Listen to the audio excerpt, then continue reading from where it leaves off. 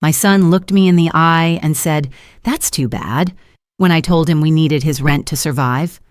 For a second, I thought I'd misheard my own child. The overhead light buzzed faintly above the dining table, casting his face in cold, flat yellow. We were all still sitting where the argument had exploded and then fallen apart.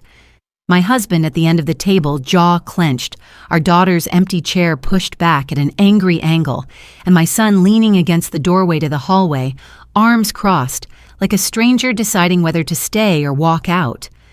Only an hour earlier, the house had been quiet except for the low murmur of the TV. My husband had turned the volume down to talk about the bills, his voice rough with that tired patience I've come to fear. He spread the envelopes out on the table, electric, gas, mortgage, credit card, and rubbed his forehead with 2 fingers. "We're short again," he muttered. "I don't know how we're supposed to keep going like this."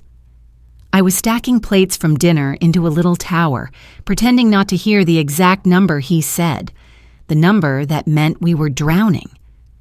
My chest tightened anyway.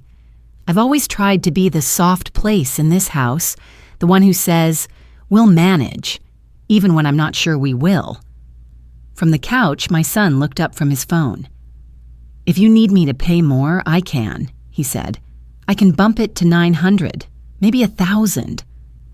His words landed like a blanket on my shoulders, warm, steady. For a moment, I felt a foolish spark of relief. He already paid $800 a month. He never missed it. He came straight home after work, carried in the groceries without being asked. He'd been our quiet pillar since he graduated. Our daughter, on the other hand, was scrolling on her own phone across the room, legs tucked up under her, the glow of the screen lighting her pretty, bored face. She didn't look up. She never looks up when money is mentioned. "That would help a lot," I said quickly, before my husband could refuse out of pride. "Just until things even out." My son nodded. "Okay, then, how much is she paying?" He said it casually, like he was asking what was for dessert, but the question sliced the air. My hands faltered over the dishes. My husband's eyes flicked to mine, then to our daughter. She still didn't look up.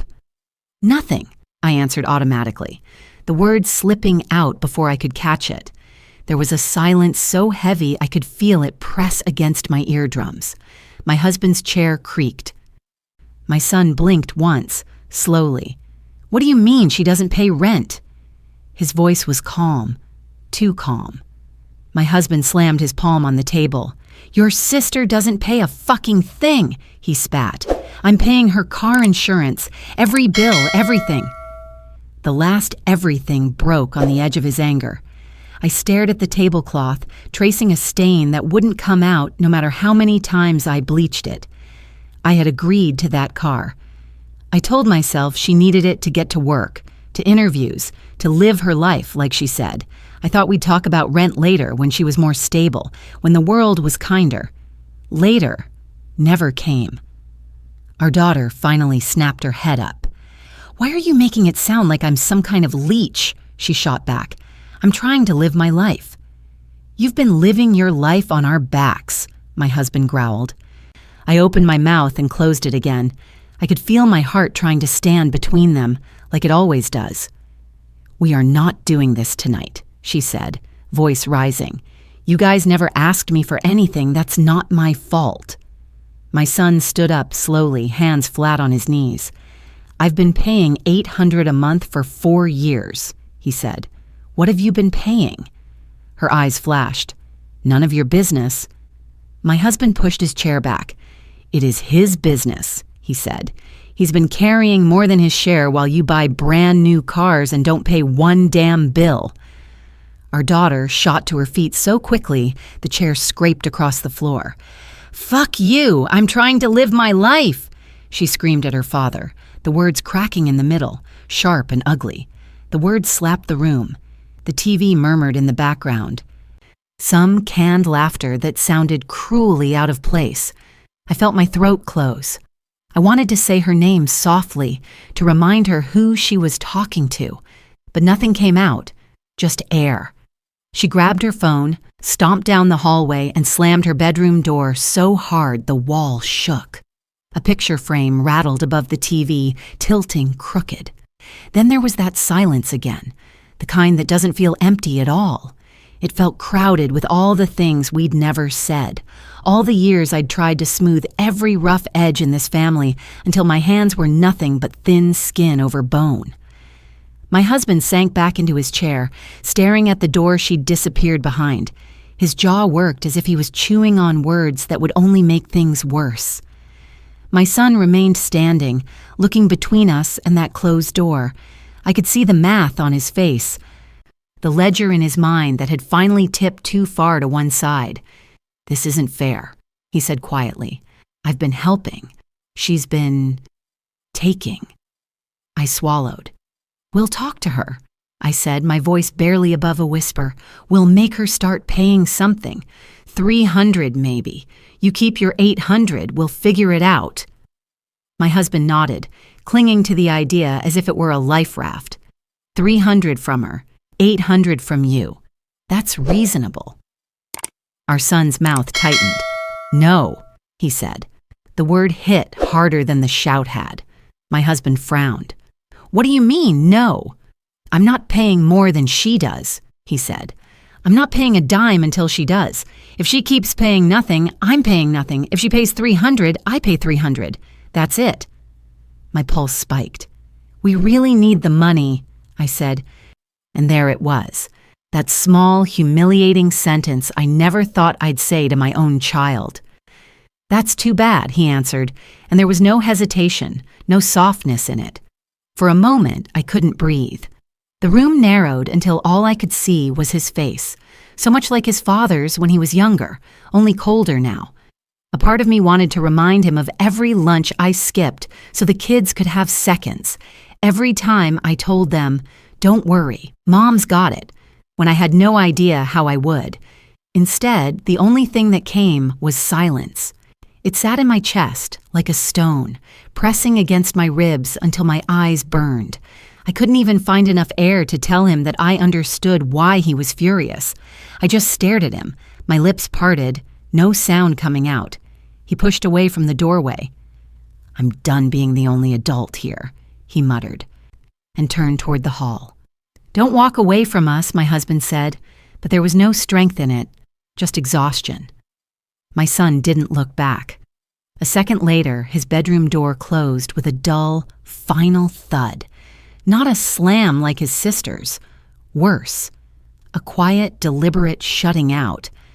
I stayed seated at the table, my hand still resting on a stack of unpaid bills. The refrigerator hummed in the kitchen. The TV flickered nonsense in the background, and in the spaces between those sounds, I heard something else. The slow cracking of the family I had spent my whole life trying to hold together. I forced myself to take one shallow breath, then another, feeling each one scrape through that tight, aching silence, and I knew deep down that after tonight, nothing in this house would ever be the same again. The next morning, the first thing that woke me wasn't the alarm clock. It was my husband's voice, hard and sharp, coming from down the hallway. "You're an asshole for not paying rent," he snapped. "You know that? After everything we've done for you?" For a second, I thought I was dreaming. Then I saw the pale, cold strip of morning light cutting across my bedroom wall, and the knot in my stomach told me it was real.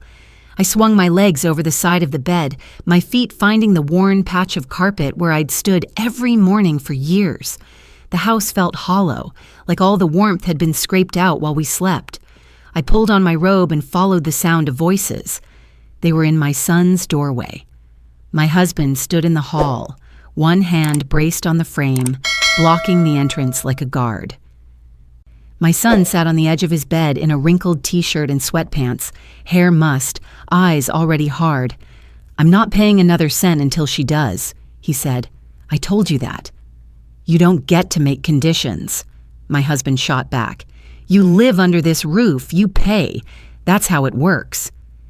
"That's not how it works for her," my son said. "She lives here for free, and you both let her." I stood there for a moment, unnoticed, my hand resting on the wall. The hallway smelled faintly of last night's dinner and stale coffee. A thin draft slid under my daughter's closed door, and I imagined her lying there with her headphones on, oblivious. "Richard," I said quietly, stepping closer, "lower your voice." They both turned to look at me. My husband's eyes were bloodshot, his shoulders hunched like he'd been awake all night. My son's face was tight with a kind of calm rage that scared me more than shouting. "He's refusing to pay rent," my husband said, jabbing a finger in his direction. "He thinks he can hold us hostage until his sister pays." My son's jaw clenched. "I'm not holding anyone hostage. I'm done being the only one treated like an adult." I took a breath that felt too thin. "We talked about this," I said. "We'll ask her again. We'll make her pay something. But we still need your help." "Make her pay first," he answered. "Then we can talk." My husband scoffed. "Oh, so your conditions come before our mortgage now." A silence dropped between the three of us, thick and pressurized. I could hear the refrigerator humming all the way from the kitchen, and somewhere outside a garbage truck rattled down the street. Inside this hallway, everything felt like it was balanced on the edge of a knife. "Can we not do this shouting in front of my bedroom door?" My daughter's muffled voice called suddenly. "Some of us are trying to sleep." The door didn't open, just her voice, flat and annoyed, like we were nothing but noise. My son laughed once, dry and humorless. "Yeah," he said.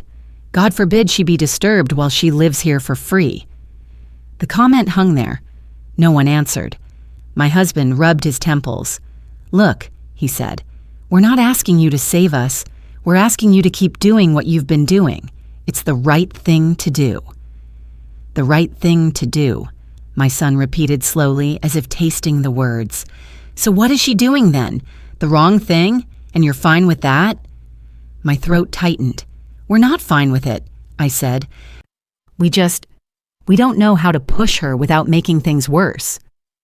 "She already screamed at you and stormed off," he said, eyes flicking to my husband. "How much worse do you think it gets?" Behind the door, my daughter's phone started playing some tinny pop song. She turned it up just loud enough to be annoying, a small, deliberate cruelty disguised as nothing. "We can't make her move out," my husband muttered, "and she won't listen when we talk to her. You heard her yesterday." "So your solution is to punish the one who has been paying?" my son asked. "Got it." "Don't talk to your father like that," I said, sharper than I intended. He looked straight at me. "Then don't ask me to keep pretending this is fair." My chest burned. I thought of every bill spread across that table, every time we'd said we'd figure it out later. The words wanted to tangle themselves into apologies and explanations, but there was no room for them here. "We really need the money," I said again, quieter this time. "We can't do it without you." His face didn't soften. "That's still too bad," he said. "I'm not changing my mind." The hallway shrank around me. For a heartbeat, no one spoke.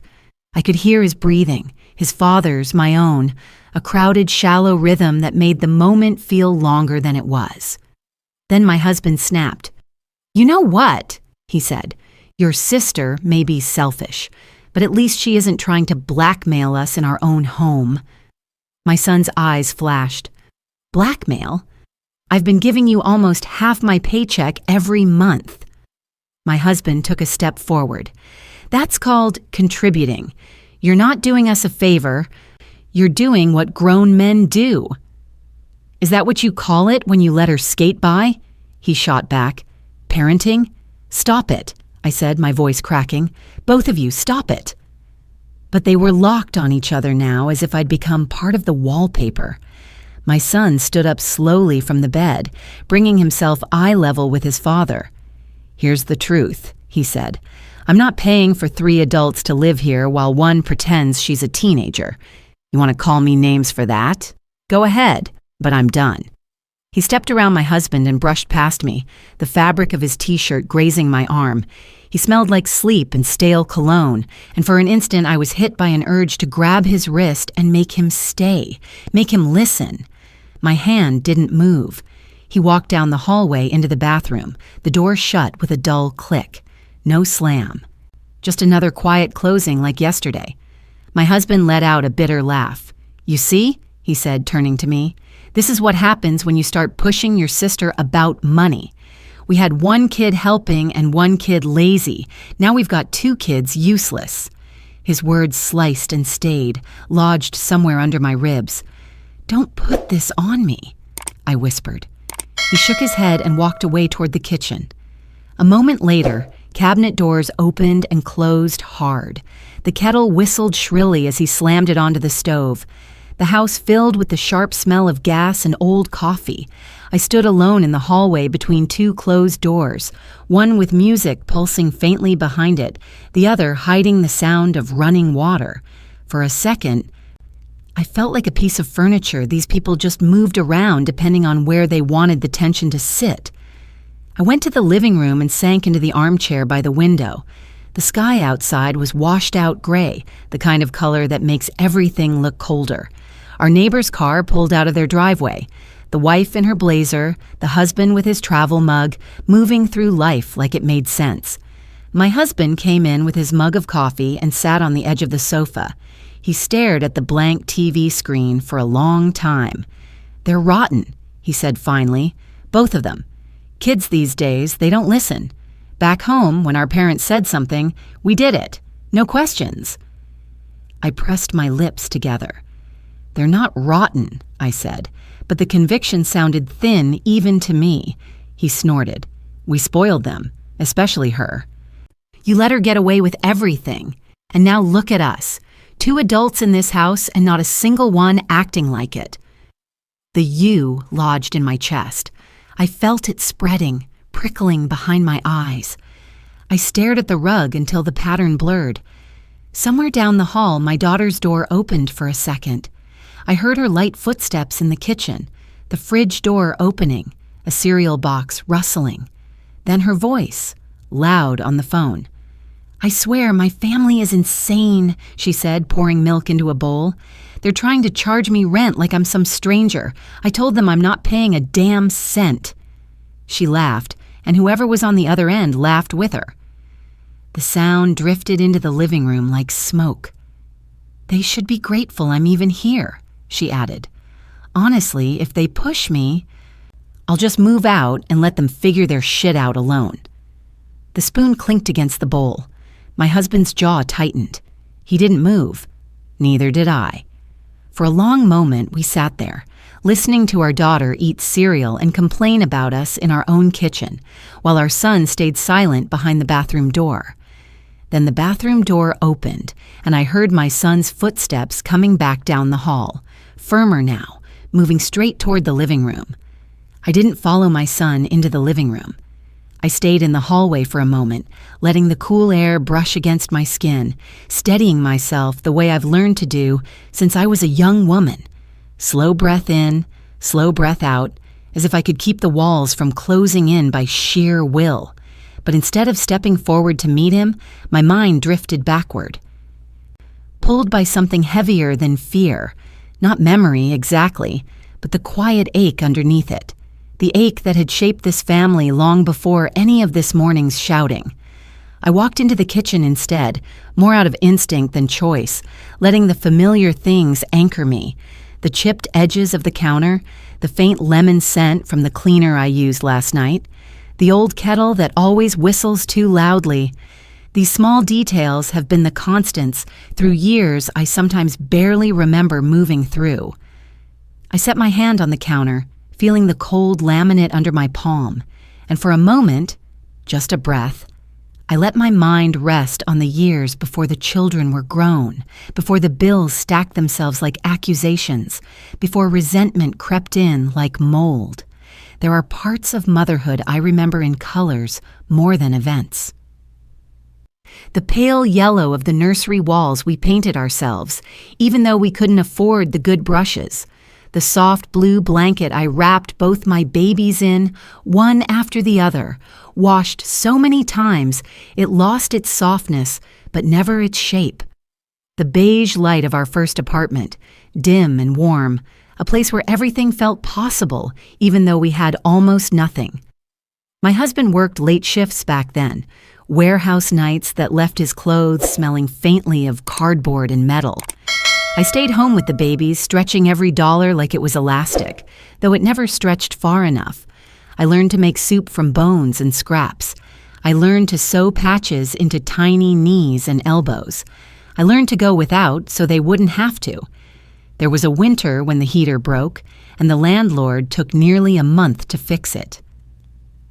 I remember sitting on the floor with both kids wrapped against me, the blue blanket curled around all three of us like a cocoon.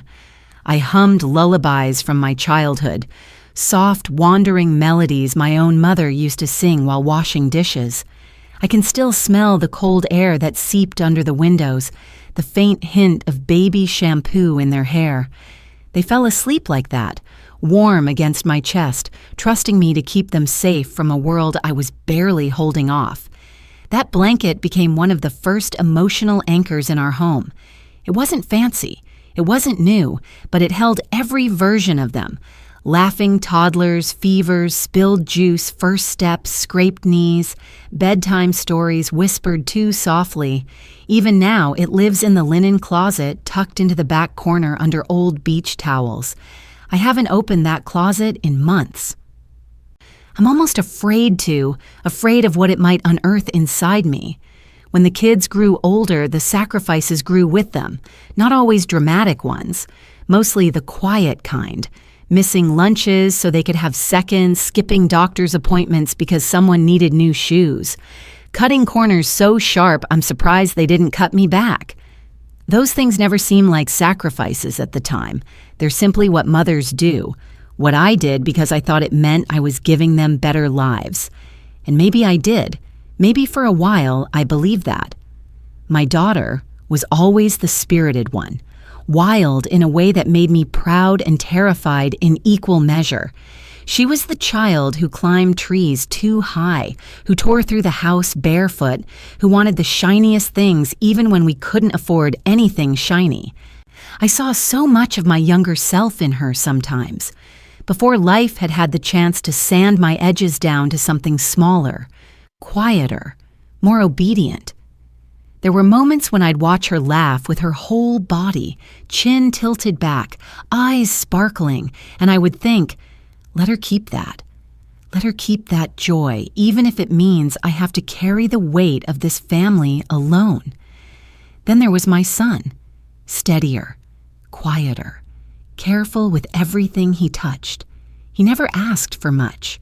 Even as a child, he seemed to sense when things were tight and would hold off on telling me when he needed new shoes or a school field trip fee. He would say, "It's okay, Mom, I don't need it." He said it so often the words became part of his identity. I worry now that I taught him to shrink himself, to take less than he deserves. And seeing him this morning, so firm, so angry, I wondered if this was all the bottled quiet finally breaking. I moved through the kitchen slowly as if each step stirred another piece of the past. There was a time I juggled 2 jobs, cleaning offices in the early mornings and working the bakery counter in the afternoons, while my husband worked nights. We saw each other mostly in passing, exchanging exhausted nods, sharing brief moments of warmth before collapsing into bed. We told ourselves it was temporary, that someday when the kids were older, things would ease. Someday never came. The years blurred. Bills stayed steady even when our bodies didn't. When my daughter started college, we scraped together money from places that didn't have money to give. My husband worked overtime so often he developed shoulder pain that still wakes him up at night. I picked up extra shifts until my joints stiffened in ways that never returned to normal. She promised us she would study hard, graduate, get a good job, start paying her own bills. She even said she wanted to pay us back for everything we'd given her. We didn't ask for repayment. Parents aren't supposed to. But promises. Promises have weight, even when no one says them out loud. My son worked through school, taking on hours I worried would crush him. He graduated with fewer choices, fewer luxuries, fewer breaks. But he did it. He built his life brick by brick, steady and determined, without expecting anyone else to carry him. I remember the day he gave us his first rent payment. He handed it to me gently, almost shyly, as if afraid I might refuse. "It's only fair," he said. I wanted to tell him it wasn't necessary, that we were proud, that he'd given enough already simply by being the son he was. But we needed it, and he knew we needed it. He gave again the next month, and the next, and the next, never late, never complaining, never asking what his sister was contributing. He assumed, as any reasonable person would, that we treated them equally. I let him assume that, a truth I now wish I had never allowed to grow. My daughter moved back home after college with the understanding, spoken between the lines, that she'd help out too. But 1 month passed, then another, then a year, then 2. Every time I tried to bring it up gently, she would bristle, say she needed time, that she was figuring things out, that we were making her feel unwelcome. My husband would back down, I would soften, and the pattern deepened until it hardened into something irreversible. I stepped to the window and rested my hand on the sill. Outside, the sidewalk was still damp from an overnight drizzle. The tree in the front yard glistened faintly, small droplets like pearls clinging to its leaves. I remember planting that tree when the kids were small. My daughter had insisted on choosing it because she liked the shape of the leaves. My son dug most of the hole with determination beyond his tiny arms. The tree had grown straight and strong.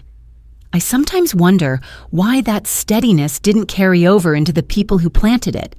There were other sacrifices too, ones the kids never knew. The vacation we canceled so my daughter could take an unpaid internship. The emergency fund we emptied to fix her car the first time she totaled it. The medical bill we hid from them so they wouldn't worry. The opportunities we turned down because someone needed help. The overtime shifts that carved years out of our bodies like careful thieves. As I stood at the window, a memory surfaced. Not dramatic, not painful on the surface, but one that always stays with me. My daughter was 16. She'd gotten into trouble at school for mouthing off to a teacher. When we sat at the dinner table that night trying to get her to explain, she crossed her arms and said, "You don't get it. You never get it." And she looked at me with this fierce, stubborn glare that felt like a wall being built brick by brick between us. My son reached across the table and squeezed my hand, just once, small, subtle, but grounding. That moment was an early fracture, one that widened slowly over years rather than shattering all at once. Motherhood is a mosaic made of these pieces: warmth and fear, sacrifice and regret, pride and disappointment. If I spread them all out on a table, I'm not sure I'd even recognize the person I used to be. Behind me, the house settled into small sounds, the radiator ticking, a distant door closing, footsteps upstairs, present-day murmurs that tried to pull me back. But I stayed in the stillness of memory, letting it fill the cracks this morning had left. I thought of my mother back in the old country, how she carried her own share of burdens without ever naming them. She used to say, "Love is quiet labor." I didn't understand it then. I thought love was laughter and softness and big moments. But she was right. Love is in the rice bowls filled before your own, the socks you mend at midnight, the bills you hide, the tears you swallow. The apologies you give even when you're not wrong. Love is work. Love is endurance. Love is offering your heart until it becomes thin around the edges. Somewhere upstairs, the shower started running. My daughter humming a cheerful tune under the water as if last night had never happened. My son's footsteps creaked above me, methodical and heavy. I closed my eyes and pressed my palm to the window glass.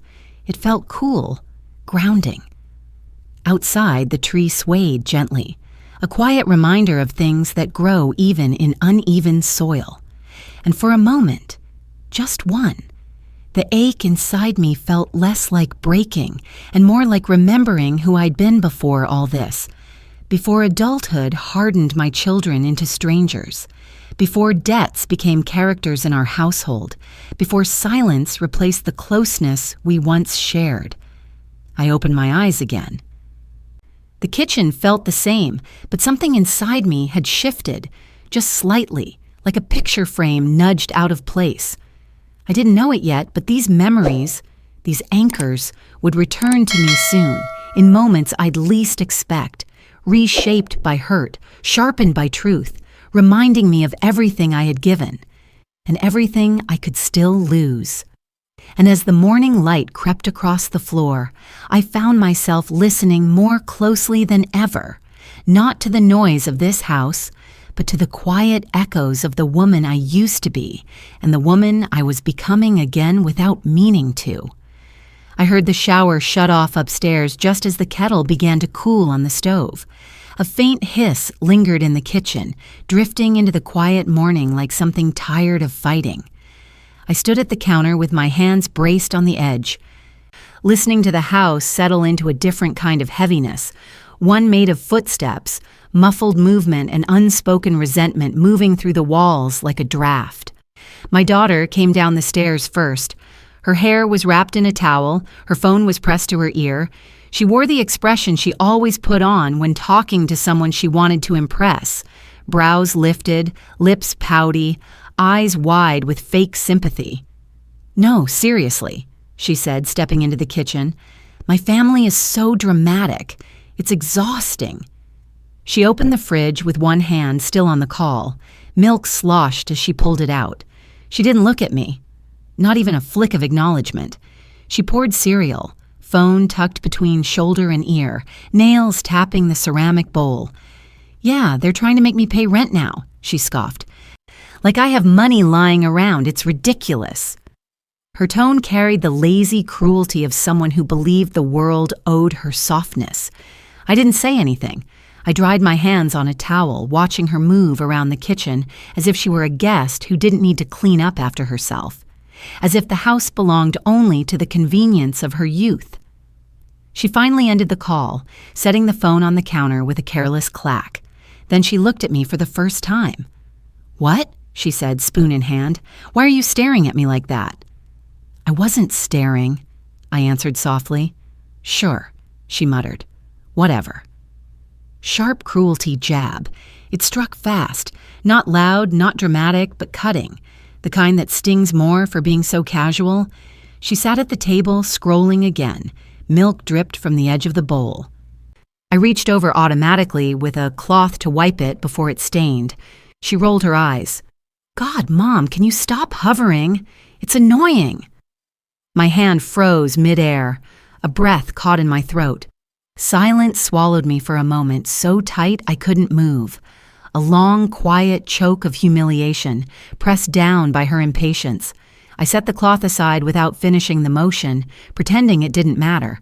My husband walked in next, coffee mug in hand, still wearing last night's exhaustion on his face. He glanced between us as though taking stock of the tension, then sighed heavily.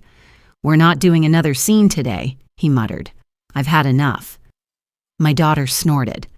"Talk to him," she said, pointing her spoon in the general direction of the hallway. "He's the one throwing a tantrum." "Don't call your brother that," I said. She shrugged. "If the shoe fits." My husband didn't correct her. Instead, he set his mug down harder than necessary. "Where is he?" he asked me. "In his room, I think." "Great," he muttered. "Another day starting off like this." The tone wasn't angry. It was disappointed in a way that landed squarely on me, as if I had created the mess, as if I'd opened the door to this tension, invited it inside, and fed it. He reached for the mail on the counter and shuffled through the envelopes with brisk, irritated movements. "Bills," he said. "More bills." My daughter yawned loudly. "Ugh, can we not talk about money first thing in the morning?" My husband turned to her. "We wouldn't have to if you helped." Her laugh was sharp and bright. "Help with what? You two are freaking out over nothing. It's not that deep." He stared at her for a long moment, his jaw tightening, then looked away without responding. Silence again. Thick, uncomfortable. Long enough to expose truths no one wanted to hear out loud. My son finally came down the hall, dressed for work. He moves quietly when he's angry, like he doesn't want anyone to hear the restraint it takes to stay civil. He stepped into the kitchen and reached for his travel mug in the cabinet. His sister glanced up at him with a smirk that was almost playful. "Morning," she said, like nothing had happened. He didn't answer. She tilted her head. "Still mad?" He didn't look at her, just poured his coffee, steady hands betraying the storm inside. "I don't care if you're mad," she added. "You're not the boss of this house." He capped his mug, turned to her, and said quietly, "But you think you are." She scoffed. "Because I won't let you dictate how I live. Please." He set the mug down a little too hard on the counter. "No, because you won't lift a finger while everyone else bends over backwards." She leaned back. "Mom doesn't mind," she said. "Dad doesn't mind." "They do," he said. "They just don't know how to tell you." The words hit the room like dropped glass. My daughter froze for a second, spoon hovering over her bowl. Then slowly she turned toward me. "Is that true?" she said. Her eyes were sharp, hungry for a reason to blame someone. I felt my throat tighten. "We've asked you to help." "No," she cut in. "You tiptoe around me. That's different from wanting something." "That's not fair," I whispered. "Fair?" She laughed, leaning forward. "Fair is you letting him pay $800 a month while I pay nothing. Fair is you letting Dad yell at me for no reason. Fair is you taking his side." Each sentence hit like a shove. I stepped back involuntarily. My husband spoke before I could gather myself. "No one is taking sides," he said. "He is," she snapped. "And you're not helping," he countered. She rolled her eyes dramatically. "You're so obsessed with money, it's pathetic." Something inside me wilted, another collapsing moment, hope rising, only to be crushed without ceremony. My son grabbed his bag. "I'm leaving," he said. My daughter smirked. "Of course you are. Run away like always." He stopped walking, not turning back, just stopping. A long breath filled the space, fragile and heavy. Then he continued out the door and let it close behind him. My daughter returned to her cereal as if she had simply turned a page in a book. I stood in the kitchen, hands trembling slightly, the edges of my vision blurring for a moment. My husband rubbed his face with both hands, exhaling through his nose. "This is out of control," he muttered. "They've completely lost respect." "They?" my daughter echoed. "You mean him?" He didn't answer. Instead, he picked up the newspaper from the counter and walked to the living room without another look at either of us. The kettle clicked as it cooled. A bird chirped outside. The smallest sounds felt unbearably loud. My daughter sighed dramatically and stood up, leaving her half-eaten cereal on the table. "Are you going to clean this?" she asked, motioning toward the bowl as though it were my job by birthright. "You can put it in the sink," I said softly. "Why?" she countered. "You're right there. Humiliation again, sharp and unadorned." She walked off. Towel still wrapped around her hair without touching the bowl, I sat down slowly in her abandoned chair, staring at the cereal turning soggy. The air in the kitchen felt stale, thick enough that each breath scratched on the way in. My husband called from the living room. "When you're done in there, we need to talk about the electric bill." The words were neutral, but the tone carried something heavier. I swallowed. "Okay." I stood, picked up the bowl, and carried it to the sink. The water ran warm over my hands, steam rising softly. The simple motions should have soothed me. They didn't. Behind me, I heard my daughter's door shut upstairs, soft, deliberate. Another quiet shutting out. My husband called again, impatience edging his voice. "Are you coming?" I dried my hands, took a breath, and stepped into the living room. He was sitting on the sofa with the bill spread out in front of him, numbers circled in red pen. He looked up, his expression somewhere between frustration and disappointment. "We need to figure this out," he said. "We can't keep this up." "I know," I whispered. He tapped the paper with his finger. "You need to talk to her again." Something inside me faltered. She won't listen. You have to try harder." The words weren't shouted, they weren't harsh, but they landed like blame, like failure. I sank into the chair across from him. "I'm trying." "Then try differently," he said, "because whatever you're doing now isn't working." A small sting bloomed behind my ribs. I looked down at my hands resting in my lap, tracing the lines in my skin. They looked older today, more tired, more worn. My husband leaned back. "She listens to you more than me." "No," I said quietly. "She doesn't." He didn't argue. That somehow hurt more. A soft knock at the front door startled both of us. The sound felt out of place in a house that had been cracking apart all morning. My husband frowned. "You expecting anyone?" "No." He stood up and walked toward the door. I followed slowly, stomach tightening without knowing why. He opened it and the mail carrier stood on the porch, holding a small stack of letters. "Morning," she said. "Got a few items for you." He took them, nodded stiffly, and closed the door. As he flipped through the envelopes, one slipped loose and fell lightly to the floor at my feet. A plain white envelope, no return address, just our house number written in unfamiliar handwriting. I bent to pick it up. My fingers hesitated on the flap. My husband watched me. "Who's that from?" he asked. I stared at the writing again, feeling the faintest pull in my chest. "I don't know," I said softly, the edges of my voice barely holding, but something in me already understood that whatever was inside would not make this morning any easier. I didn't open the envelope right away. I held it in my hands for a long moment, feeling the slight weight inside, a single sheet of paper maybe, nothing more. My husband watched me from the doorway, waiting for me to read it aloud, to decipher its purpose so he could add it to the growing list of things going wrong in this house. But something about it made my chest tighten. A plain envelope, no return address, no name, just our number in handwriting that looked rushed. "What is it?" he asked. "I'm not sure," I whispered. I turned it over once, then slipped a finger beneath the flap. The paper inside made a soft whisper as I unfolded it. There were only 3 words written in the same hurried hand. She lied again. No explanation, no signature, nothing else. A faint ringing filled my ears, the kind that creeps in when the world narrows too fast. My husband stepped closer, brow furrowed. "What's that supposed to mean?" I didn't answer.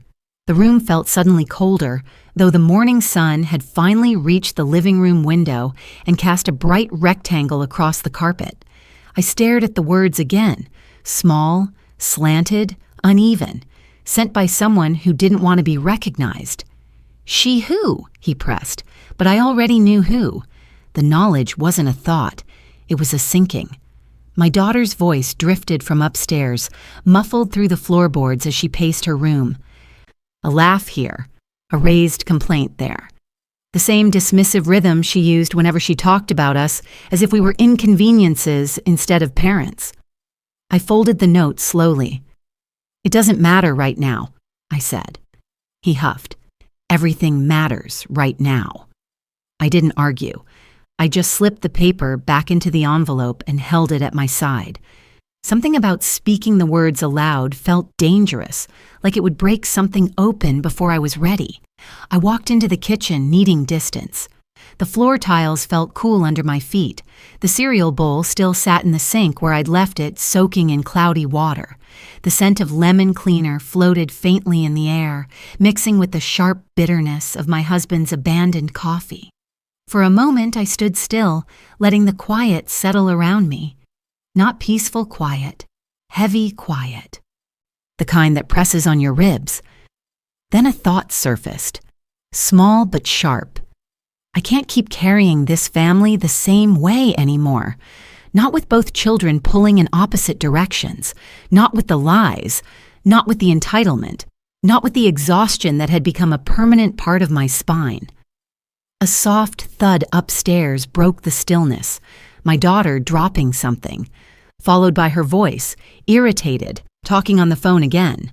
"They're losing it," she said, as if we were characters in a story she was recounting for entertainment. Mom's acting all dramatic. Dad's pissed. My brother's being a jerk. It's hilarious. Hilarious. The word slid under my skin like a splinter.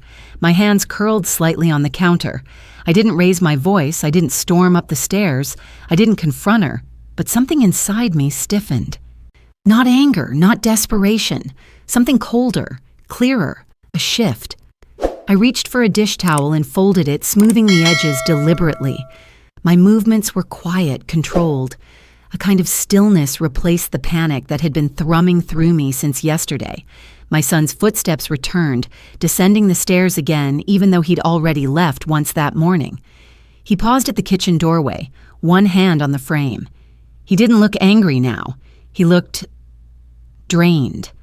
"Mom," he said. I turned to him. He hesitated for the first time since last night. I didn't mean to yell. The apology should have softened me. Maybe yesterday it would have. But now, it just pierced through the fog and made one thing clear. All of us were unraveling, and someone would have to stop the threads from pulling loose. "It's all right," I said. But the words felt distant, like they belonged to someone else. He nodded, uncertain. "I'm going to work." "All right." He lingered another moment, searching my face. When he didn't find whatever he was looking for, he stepped back. The front door opened, closed. Silence weighted the house again. I looked toward the stairs, toward my daughter's room, where she now laughed at something her friend said, then toward the living room, where my husband sat hunched over the bills like a man staring into a tunnel with no end. The envelope was still in my hand. 3 words. No explanation. Just enough to confirm what the back of my mind had suspected for months, maybe years. I set the envelope on the counter, smoothing the flap down, and something inside me settled, not comfortably, not softly, but firmly, like a stone finding its place. I knew, with a clarity that startled me, that things were going to break one way or another, and I could no longer afford to stand still and hope they wouldn't. My husband called from the living room again, frustration already building in his voice. My daughter's laughter floated from upstairs, bright and careless. The envelope lay quietly between them all like a piece of truth, waiting for someone brave enough to pick it up. I reached for it again, and just as my fingers touched the edge, I heard footsteps at the front door. Someone was approaching the house. It wasn't the sound of the mail slot this time. It was a firm, steady knock, 3 quick raps that echoed down the hallway and tugged me away from the envelope on the counter. My husband glanced toward the door, then at me. "Now what?" he muttered. I wiped my hands on the dish towel, smoothed my hair without thinking, and walked to the front entrance. The knock came again, less patient. When I opened the door, Mrs. Green from across the street stood on the porch, her cardigan pulled tight around her shoulders despite the mild air. She held a small stack of letters in one hand and a reusable grocery bag in the other. "Morning," she said. Her eyes flicked over my face, taking in more than I wanted to show. "Postman dropped some of your mail in our box again." I forced a small smile. "Thank you. They keep mixing us up." She handed me the envelopes. As she did, her gaze drifted past my shoulder into the dim hallway. "You all right?" she asked quietly. "Heard some raised voices yesterday." Heat crept up my neck. "We're fine," I lied. "Just family stuff." "Aren't we all?" she said with a humorless little laugh. Then her tone changed, softer, edged with something like concern. "Your girl was on the sidewalk last week, talking loud on the phone. Said something about how she'd never pay a cent, as long as she could keep you two feeling guilty." She shook her head. "Kids say things, I know, but it stuck with me." The words hit like a quick slap. Another tiny shock, confirmation of what I already knew and didn't want to admit. "She said that?" I asked. Mrs. Green nodded, leaned against her shiny car like she owned the street. "They'll never kick me out," she said. "They owe me." She gave me a look that was part sympathy, part apology. Anyway, none of my business. Just thought you should know you're not crazy." Not crazy. For a second, my throat tightened. I gripped the letters a little too hard. "Thank you," I said. "Really?" She hesitated. "If you ever need anything, even just to get out of the house for a bit, you know where I am." I managed a real, if small, smile. "I do." She nodded, stepped back down the porch, and crossed the street. Her figure grew smaller, but her words didn't. I closed the door slowly, the latch clicking into place with a soft finality. The house seemed quieter afterward, like it was listening. Back in the kitchen, I laid the fresh stack of mail beside the anonymous envelope, electric bill, credit card statement, a glossy flyer promising debt freedom in 30 days, and one thin envelope from the bank addressed to my husband. I set that one aside and picked up the anonymous one again. She lied again. Mrs. Green's words echoed right behind it. My husband appeared in the doorway, rubbing his eyes. "Who was it?" "Mrs. Green," I said. "She brought some mail." He grunted, uninterested. "Any good news in there?" "Does there ever seem to be?" I answered, more sharply than I intended. He frowned but let it go. The bank envelope felt heavier than it should for being so thin. I handed it to him. He tore it open with a practiced motion, eyes skimming the page. His shoulders stiffened almost immediately. "What is it?" I asked. "Nothing," he said too quickly, folding the paper in half. "Just account stuff." The lie was small but obvious. He slipped the letter into his back pocket like it burned. Another micro crack. Another quiet betrayal. "I'd like to see it later," I said. He looked at me, surprised. I've spent years not asking for details, trusting him to handle the numbers while I handled everything else. "I'll explain it when I've sorted it," he said. I nodded slowly. "All right?" We stared at each other for a few seconds, the silence a thin, sharp line between us. It forced both of us to feel how much we weren't saying. He broke eye contact first and moved back to the living room. The TV clicked on, volume low. Some morning show hosts laughed over something meaningless. I stayed in the kitchen. Then I pulled out a chair, sat down, and reached for a pen. On the notepad by the phone, I drew a line down the middle of a blank page. On the left, I wrote my son's name. On the right, my daughter's. I started filling in what I knew. Rent. Son. 800 month, 4 years. Daughter. 0 month, 2 years. Car insurance. Paid by us for her. None for him since he covers his own. Groceries, phone, utilities, streaming services. Small cash loans that were never repaid. I wrote it all down. Each line another reminder of how far the scales had tipped. The numbers didn't just look unbalanced, they looked obscene. I flipped back a few pages in the notepad. Old lists stared back at me. Shopping lists, reminders, a recipe scribbled in the margin. Ordinary things. Underneath them now sat something else, a record of how we had been used and how we had let it happen. I stood and walked to the linen closet in the hallway. The hinges squeaked softly when I opened it. Towels, sheets, an extra pillow or two, and tucked into the back corner, folded neatly, the blue baby blanket. I reached for it, fingers brushing the familiar fabric. It felt thinner than I remembered, worn down by years of washing, by small hands and big emotions. I lifted it to my face and inhaled out of habit. It smelled like dust and detergent now. Not milk and baby lotion. There was a time when this blanket meant nothing but protection. I had wrapped both my children in it, believing it was my duty to shield them from every cold wind. Now, staring at it in the dim hallway light, it felt different. Less like a shield, more like evidence. Evidence of how far I had been willing to go to keep them warm, even if it meant standing in the cold myself. I folded it carefully and put it back. Then I reached up to the top shelf and pulled down the metal box we keep important papers in. The lock was stiff, but it yielded to the key on my chain with a small snapping sound. I set the box on the dining table and opened it. Birth certificates. old insurance policies, copies of tax returns, the deed to the house. I spread them out, my fingers moving more steadily than my breathing.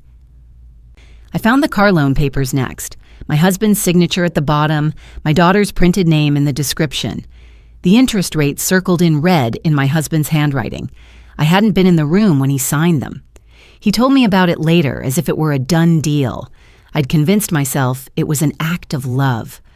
Looking at the numbers now, it felt more like a quiet surrender. I added the car loan papers to the growing stack of things that painted the real picture, not the one we told ourselves to keep functioning. The house fell into a hushed rhythm behind me, TV murmuring low, plumbing shifting, the faint thud of my daughter's footsteps overhead as she moved around her room. I closed the box and carried the selected papers back to the kitchen, laying them out beside my makeshift ledger. Then I sat down at the small desk in the corner where the old computer sat. It took a minute to wake up, fan whirring loudly, as if protesting being asked to work. Once it loaded, I opened our bank account online. Line after line of transactions glowed on the screen. Rent deposit from my son every month on the same date. Unwavering. Electronic payments for utilities, groceries, gas, and then the ones that stung. Car insurance payments, in her name. Subscription charges for apps with her email attached. Clothing store purchases on a shared card she'd promised to use only once. I printed the last 6 months' statements, the printer chugging out page after page. I stacked them neatly, flattening the edges. My phone buzzed on the table. A text from my son. Made it to work. Sorry again about earlier. My fingers hovered over the screen before I replied. Thank you for helping us these past years, I typed. I need a favor. Can you send me copies of your transfer receipts for the rent you've been paying? I'm organizing some things. There was a pause. Then the typing dots appeared. Yeah, I can pull them up on my lunch break. Everything okay? I stared at the question for a second. Not yet, I wrote back, but it will be. I set the phone down, pulse steadying around the promise I hadn't meant to make but couldn't take back. Upstairs, my daughter's music started again. Loud, bouncy, indifferent to the gravity below. I switched to the phone account online. The family plan showed all our lines, usage, payments. I clicked on my daughter's number. Long calls, high data, late-night conversations layered over months. The logs didn't tell me what was said, but they did tell me who mattered enough to her to speak to for hours, and who didn't. Scrolling through, I caught a familiar number. Mrs. Green's daughter. Another neighbor. Another witness. A few clicks later, I was looking at the shared cloud storage for our bill notifications. An old screenshot saved there caught my eye. My daughter, at some point, had accidentally backed up part of a chat log in an image. I opened it without thinking. Her words filled the screen in a bubble. "They're so easy to guilt," she had typed. "I just bring up how hard the job market is, and Mom gets that look and drops it. Dad grumbles, but he can't kick me out. They'd never do that. Free rent till I'm ready to move." My heart didn't race. It didn't break. It went quiet, cold, like the air before a storm. I saved the image to a folder, printed it, and added it to the stack. My hands didn't shake. Not this time. Footsteps sounded on the stairs. My daughter coming down. I slid the papers into a plain manila folder and closed it before she reached the bottom. She walked into the kitchen, hair now dry and swinging, phone in hand. "Are you organizing taxes or something?" she asked, eyeing the printer and the papers. "Just looking at our expenses," I said. "Boring," she muttered, heading for the fridge. She poured herself juice, the glass clinking against the counter. She didn't ask if I wanted any. She rarely did. "You going out?" I asked. "Maybe," she said. "Depends." "On what?" She shrugged. "On whether someone decides to throw another rent tantrum today." She sipped her juice and smirked, not bothering to hide it. The urge to answer her, to correct her, rose in my throat. I swallowed it. Instead, I watched her carefully, as if seeing a stranger who happened to share my daughter's face. "You know we're struggling," I said finally. "You hear us talking." "So?" she replied. "That's not my fault. You're the parents." You're supposed to figure it out." The simplicity of her logic made my stomach roll. I didn't argue. I let her words hang in the air until they felt ridiculous all on their own. Then I turned back to the counter and slid the manila folder into the drawer where we keep menus and coupons. Somewhere she never bothers to look. She set her empty glass in the sink and left without rinsing it. The front door opened a few minutes later. Closed. Her car engine turned over, then faded as she drove away. The house exhaled. I went back to the drawer, took out the folder, and held it against my chest for a second. It wasn't just paper. It was a map of how we had arrived at this moment. Bills, statements, screenshots, notes. Every line a step from love to imbalance, from sacrifice to exploitation. I carried the folder to our bedroom and slid it under my side of the mattress, not out of fear that someone would steal it, out of recognition that for the first time I was building something for myself, not to protect them from the truth, but to protect the truth from them until I was ready. When I came back out, my husband was still in the living room, the TV flickering across his face. He looked up as I passed. "What are you doing?" he asked. "Putting things in order," I said. He frowned. "Like what?" "Our money," I replied. "Our choices, the last few years." He stared at me for a beat longer than usual, then looked away. The silence that followed was not comfortable. It stretched just long enough to unsettle him, to make him know something had shifted that he couldn't see. The computer chimed in the kitchen. A new email. I went to check it. My son had already sent the first few transfer confirmations, attached, neat, and labeled. Below that, another new email had arrived, from the bank. Subject line: Unusual Activity Review, Meeting Request.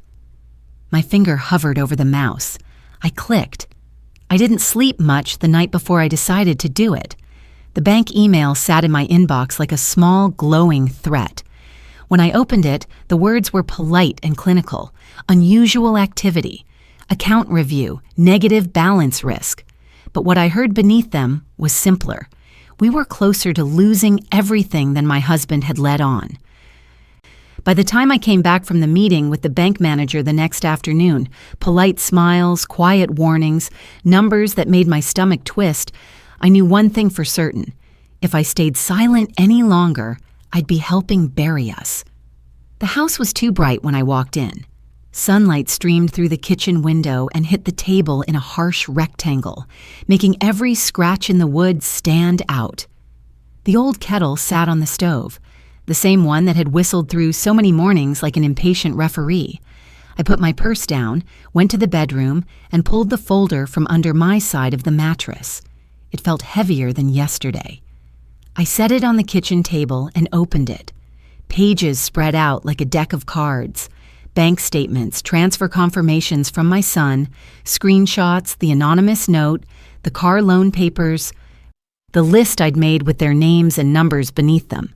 I arranged them in small, neat piles, tapping each stack until the corners lined up. My hands didn't shake. In the living room, the TV muttered to itself. I walked in and turned it off. My husband looked up, annoyed. I was watching that. "I know," I said. "I need you in the kitchen." He frowned. "What for?" "We need to talk," I said. "All of us, at the table." The seriousness in my voice must have reached him, because he didn't argue. He pushed himself up with a small grunt and followed me. As he stepped into the kitchen and saw the papers spread across the table, his face changed. The irritation faded. Something sharper took its place.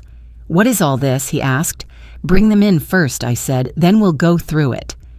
"Them?" he echoed. "Our children," I said. And he hesitated. For years, he'd been the one calling them, trying to herd them into rare family meetings that always dissolved into shouting. Now, I watched him understand that this time was different, and that I wasn't going to back down. He called out down the hallway, "Come to the kitchen, both of you, now." Our son's door opened first.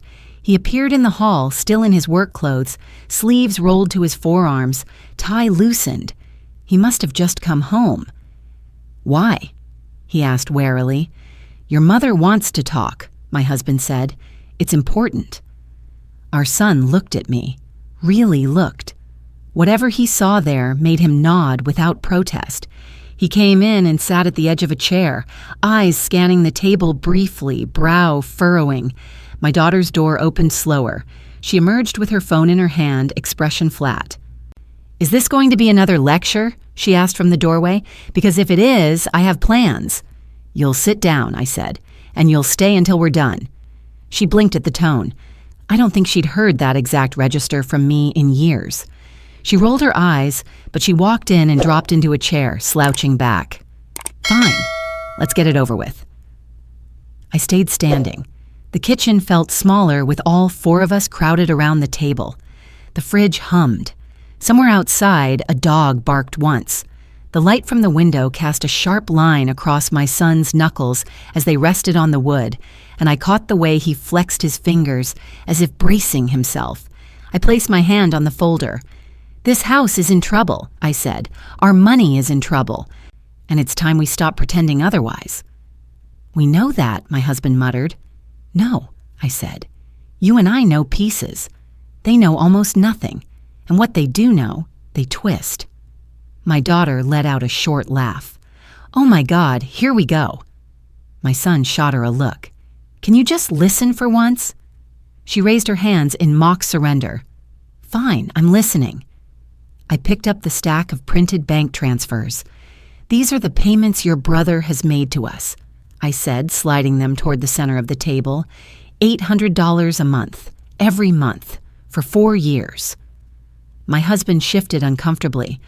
My son stared down at the pages, jaw tight, as if he didn't like seeing his own contributions laid out in ink. My daughter glanced at them and shrugged. "Okay, and you need to see them," I replied.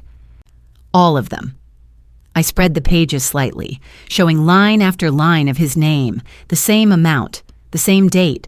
A quiet, steady stream of support. "This house has stayed afloat because of him," I said. "Not only, but largely. When we were short, his rent covered the gap. When we needed groceries and the card got declined, his transfers kept the lights on." A flicker passed over my son's face. He hadn't known the extent. I'd always softened it, rounded the edges, told him we were fine. "Is this really necessary?" my husband asked. "Yes," I said. I turned to my daughter. "These," I continued, picking up another stack, "are the insurance payments for your car, the one you insisted you couldn't live without." Her eyes narrowed. "You said you were helping me with that." "We did," I said. "We didn't say we'd be paying all of it, indefinitely. While you paid nothing toward this household." I slid the insurance statements onto the table beside the rent payments. "The difference between you two is not a feeling," I said. "It's numbers." My daughter looked at the papers like they were in another language. "You're making this weird," she snapped. "Parents help their kids. That's what they do. You always said you'd be there for us." "I have been," I replied. "More than you know." I picked up the list I'd written, the one with their names and the uneven columns beneath them. "I wrote this out," I said, "not to shame you, to see clearly." I laid it flat so they could read. Rent, insurance, food, phone, little loans, gas money, one column heavy with ink, the other thin, nearly bare. My son stared at his side in stunned silence. My daughter's eyes lingered on hers for a second before she pushed the paper back with 2 fingers, as if it smelled bad. "This is manipulative," she said. "You seriously made a chart?" "Yes," I answered, "because without it, you keep telling yourself a story that isn't true." She scoffed. "The story where I'm the villain and you two are these poor, helpless victims? Please." Her choice of word wasn't lost on me. I didn't flinch. I picked up the anonymous envelope and held it between us. "This came yesterday," I said. "No return address, just our house number and 3 words inside." I opened it, slid the paper out, and placed it in the center. She lied again.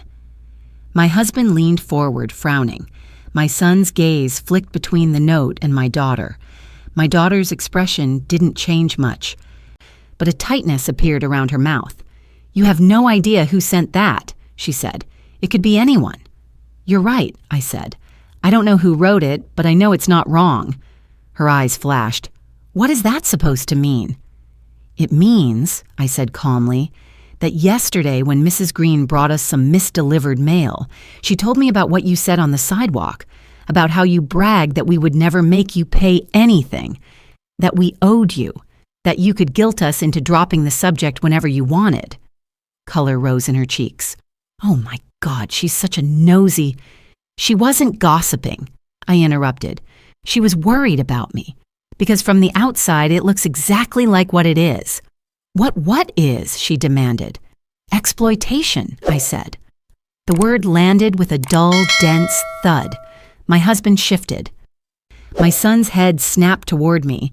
My daughter laughed too loudly. "That is so dramatic. I'm your daughter. You're acting like I'm some stranger stealing from you." I reached for the printed screenshot from her old chat backup, the one where she'd spelled it out in her own words. I laid it gently on top of the other papers. "You wrote this," I said. "Your exact words." She squinted at the page, lips moving as she read. Her face gradually lost its smugness. "They're so easy to guilt. I just bring up how hard the job market is and Mom gets that look and drops it. Dad grumbles, but he can't kick me out. They'd never do that. Free rent till I'm ready to move." The silence that followed wasn't empty. It pressed against us. My son closed his eyes briefly, as if steadying himself.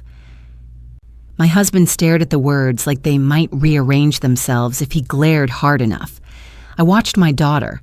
For a second, I saw the girl she'd been at 16, the one who'd insisted we didn't get it, the one who'd started building that wall between us. Then the moment passed, and the woman in front of me put her armor back on. "That was a joke," she said. "You're really going to take some out-of-context message and act like it's some kind of confession." "You didn't send it to us," I said quietly. "You sent it to someone you trusted enough to show who you really are." Her jaw tightened. "You're spying on me now? That's creepy, Mom." "You saved it yourself," I said, "by accident, on our shared account." I shook my head. "You didn't need help exposing yourself.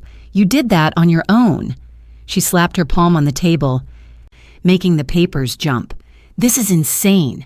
You and Dad raised us to expect help, to believe family takes care of each other. Now you're turning that into some kind of crime?" My husband finally spoke. His voice was low. "That's not what we taught you." She turned on him. "Isn't it? You always bailed me out. You signed for the car. You never said, 'No, we can't.' You said, 'We'll manage.' Don't act brand new now." His mouth opened, then closed. He had no defense that didn't incriminate him, too. I inhaled slowly, short, controlled. "This isn't about never helping you again," I said. "This is about the fact that your brother has been carrying more than his share while you carry nothing. About you mocking us to other people, about you treating this house like a hotel you happen to have emotional leverage over." She shook her head. "You're cherry-picking. You're making me out to be this monster. What about all the times I helped you? What about the times I watched the house when you were gone? The times I listened to your problems?" "You listened," I said, "and then you used what you heard to keep taking." My son finally spoke, his voice hoarse. "You knew I was paying that much? The whole time?" She shot him a look. "Of course I knew. You weren't exactly subtle about it." "And it never occurred to you to offer anything?" he asked. "Not even half? Not even to throw in for groceries once in a while?" Her defense faltered for the first time. I didn't know how bad it was." I tapped the stack of bank papers, the bank's unusual activity letter I'd brought back and added to the pile. "You didn't want to know," I said, "because not knowing kept you comfortable." She looked at me like I'd slapped her. "You think I don't care?" I held her gaze. "I think you care less about us than you do about being comfortable. And that's a truth I've been helping you hide from yourself." The room went very still. My husband's fingers slowly curled into fists on his knees. My son stared at the table, then at me, then at his sister, as if trying to connect 3 different realities. My daughter swallowed. So what? What is this? Some big courtroom moment where you read out my crimes and sentence me? No, I said. This is the point where I stop pretending this table is just for feeding you. I placed my palm flat on the scarred wood between us. This table has fed you more than you have ever fed this family. The words hung in the air, heavy and sharp. No one spoke. My husband's eyes lifted to mine, something like shame flickering there. My son's face went blank, then cracked, hurt bleeding through. My daughter opened her mouth, then closed it again. For the first time in a long time, my silence didn't feel like weakness. It felt like a boundary. When I spoke again, my voice was steady. Here is what's going to happen, I said. From this month forward, if you choose to stay in this house, you will pay rent. Not a token amount, a real amount. Her shoulders tensed. How much? $600, I said. Every month, due on the same date your brother's always been due. Her laugh was incredulous. Are you out of your mind? I can't afford that. You can afford the car, I replied. The clothes, the weekends out, the streaming subscriptions, the food deliveries. You can afford what you choose to afford. That's different, she snapped. No, I said. It isn't. She looked to her father. Dad, say something. This is ridiculous. He rubbed his face, torn. 600 is a lot, he said slowly. It's less than what he pays, I said, nodding toward our son, and it's less than what we need, but it's a start. My daughter scoffed. So you're just going to gang up on me? This isn't about ganging up, my son said quietly. It's about finally making this fair. She glared at him. You're just mad because they stopped babying you too. I'm mad, he said, voice cracking, because I've been helping this family while you talked about us like we were idiots. Her chin lifted. If you don't like it, move out. No one is forcing you to stay. He stared at her, stunned. You really don't get it. I raised my hand slightly. He fell silent. If you don't want to pay $600, I said to her, then you are free to leave. Truly. No guilt, no manipulation, no half measures. Pack your things, take your car, and live the life you keep saying you're trying to live. Her eyes widened. You're kicking me out? I shook my head. I'm giving you a choice. For the first time, I'm letting you feel the weight of it. But I don't have enough saved to move out, she protested. That's because you've been choosing comfort over responsibility, I said. I can't protect you from the consequences of that anymore. She turned to my husband again, panicked now. You're really okay with this? He looked at me, then at her. Years of quiet complicity sat between us, demanding an answer. He swallowed. We can't keep going like this, he said. Your mother's right. Something has to change. Her face twisted. Betrayal, shock, anger, all of it flickered through in a jagged series. Wow, she whispered. Unbelievable. You have 2 weeks, I said, to decide. Start paying or start packing. 2 weeks. It sounded harsher out loud than it had in my head, but I didn't take it back. My daughter's eyes filled, but the tears didn't fall. And if I don't do either? She asked, voice low, dangerous. For the first time in this house, I said, there will be a consequence. She stared at me like she was seeing a stranger. The kitchen felt too small, the air too thin.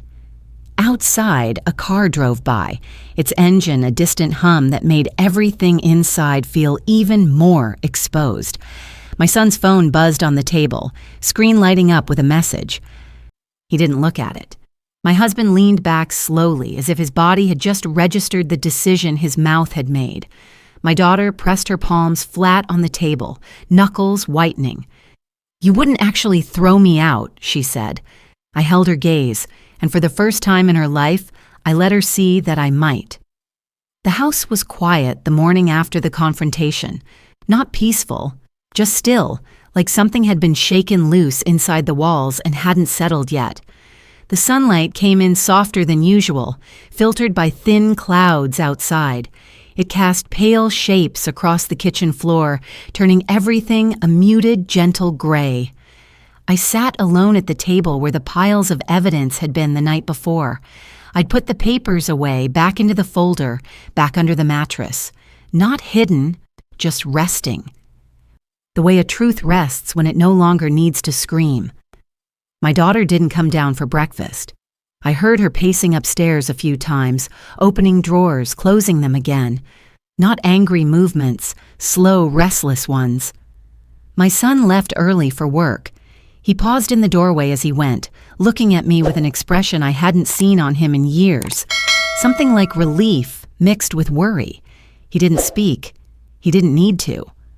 I nodded once, and he nodded back, and that was enough. My husband sat at the other end of the table, newspaper in hand. He wasn't reading it, just holding it. His coffee had gone cold before he even took a sip. Every so often he looked at me, then looked away, as if processing his own place in everything that had happened. He didn't apologize, not outright, but the space between us felt different, less heavy, less one-sided. I let that be enough for now. When the house was finally empty, except for me, I reached for the linen closet. My fingers drifted past towels, past old sheets, until they found the blue baby blanket tucked into the corner. I pulled it out gently. It felt smaller than I remembered. There were tiny frayed threads along the edges, places where time had rubbed it thin. I ran my thumb along a worn patch near the middle. I could still picture the shape of my children curled inside it, warm, trusting, believing I could shield them from anything. For years, I thought that blanket meant love was something soft, something that required me to bend, to cushion, to sacrifice everything so they wouldn't feel the world's weight too early. But sitting there in the quiet kitchen, holding that faded fabric in my hands, I understood something I hadn't before. Love wasn't the blanket. Love was the person holding it. It was me, and I was allowed to set it down. I folded the blanket neatly and placed it on the table in front of me. The morning light touched the fabric, turning the soft blue into something almost silver. For the first time, it didn't make me think of what I'd lost. It made me think of what I had reclaimed. From upstairs, I heard my daughter's footsteps pause at the top of the stairs. A long hesitation, then a slow descent, each step softer than the last. She came into the kitchen, eyes swollen but dry. She didn't sit down, just stood there, arms crossed, hands gripping her elbows. "I was thinking," she said quietly, "about everything you said." I waited. She swallowed. "I don't know what I'm going to do yet." "I know," I said. "But I heard you," she added, voice cracking at the edges, "even if I didn't want to." Her eyes drifted to the blue blanket on the table. She frowned softly as if confused. "You kept that?" she asked. "Yes," I said, "all these years." She moved closer, fingertips brushing the edge. She didn't pick it up, didn't hug it to herself the way she had as a child, but she looked at it long enough for something in her expression to soften. "It's different now," she whispered. "So am I replied. She nodded once, a small, trembling movement, then stepped back. "I need time," she said. "I know," I answered again. She turned and left the room, quiet as a shadow. I stayed at the table staring at the blanket. It no longer felt like a symbol of everything I'd given. It felt like a reminder that love can grow old and frayed and still mean something new. The light shifted as the sun rose higher, brightening the kitchen. The air felt clearer. My chest felt lighter. Not because the problems were gone, but because I wasn't carrying them the same way anymore. I folded the blanket one last time and tucked it gently into the drawer beside me. Not as something to cling to, but as something I had finally learned to release. And as I sat there with the softened morning light warming my hands, I found myself breathing differently, deeper, steadier, as if letting in a life I'd been too tired to imagine. If my story touched you, let me know. Sometimes sharing the things we've carried helps lift a little of their weight. If you've lived through something like this, you can tell me. I'm listening.